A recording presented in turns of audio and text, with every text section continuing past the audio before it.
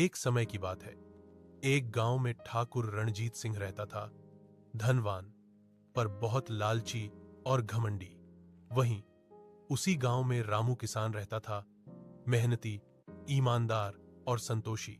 ठाकुर के पास बहुत जमीन थी, लेकिन खुद कभी खेत में पैर नहीं रखता था, जबकि रामू दिन रात अपने छोटे से खेत में पसीना बहाता था।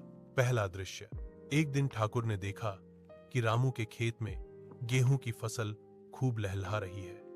उसने सोचा, अगर ये खेत मेरा होता तो मैं और अमीर बन जाता। लालच ने उसे घेर लिया। वह रामू के पास गया और बोला, रामू, ये खेत मुझे बेच दे, मैं तुझे 2 गुना दाम दूंगा। रामू मुस्कुराया, मालिक, ये खेत मेरे पसीने की पहचान है, मैं इसे नहीं बेच सकता। ठाकुर गुस्से से चला गया। दूसरा दृश्य। अगले दिन ठाकुर ने चाल चली। उसने रामू के खेत की नहर बंद कर दी ताकि फसल सूख जाए। पर रामू मेहनती था। वह रात भर बाल्टी से पानी लाता और पौधों को सींचता रहा। कुछ ही दिनों में खेत फिर हरा हो गया। ठाकुर हैरान रह गया।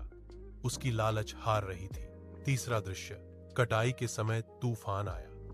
ठाकुर के बड़े खेत की फसल उड़ गई, जबकि रामू की मेहनत ने उसकी फसल बचा ली। ठाकुर को पहली बार समझ आया, मेहनत का फल हमेशा मीठा होता है। अंतिम दृश्य।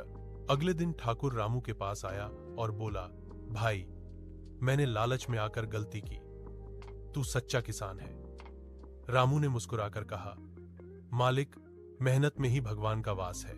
तब से ठाकुर ने लालच छोड़ दिया और रामू की मेहनत को सलाम करने लगा।